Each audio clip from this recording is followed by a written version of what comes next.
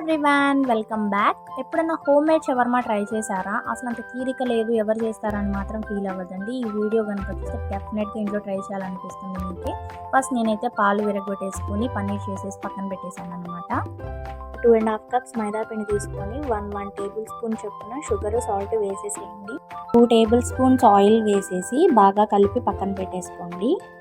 East powder కనుక ఉంటే వేసేసి కలిపేసేయండి. అలా కనుక పెడితే 30 మినిట్స్ ఉంటే సరిపోతుంది, లేదంటే ఒక 15 నుంచి 16 గంటల దాకా పెట్టాల్సి వస్తుంది. తర్వాత ఒక బౌల్ తీసేసుకొని కొంచెం పెరుగు, షెజ్వాన్ సాస్, అల్లం వెల్లుల్లి పేస్ట్, ఒక 1/2 టీ స్పూన్ కారం, గరం మసాలా, కొంచెం సాల్ట్, మిరియాల పొడి వేసి నిమ్మకాయలు ఒక హాఫ్ని వేసేసి కలిపి పక్కన ఉంచండి. ఈలోపు ఇంకొక బౌల్ తీసేసుకొని అందులో ఒక పెద్ద ఉల్లిపాయ, 2 పచ్చిమిర్చి తరుగు అలా సన్నగా వేసుకోండి, ఫ్లేవర్ బాగుంటుంది. కొంచెం వాటర్ వేసి అందులో నిమ్మకాయ కలిపేసుకొని ఇందాక హాఫ్ అన్నా కదా, మిగిలిన హాఫ్ ఇక్కడ మిక్స్ చేసేసి పక్కన ఉంచండి. ఒక 30 నిమిషాలు నానబెట్టండి. ఇంకొక బౌల్లో కొంచెం మైనీస్, కొంచెం పెరుగు, కొంచెం ఉప్పు, జీలకర్ర, కారం వేసేసి మిక్స్ చేసేసుకోండి. అండ్ పన్నీర్ని నేను ఇలా ఆయిల్ వేసి లైట్ ఫ్రై చేశాను అన్నమాట.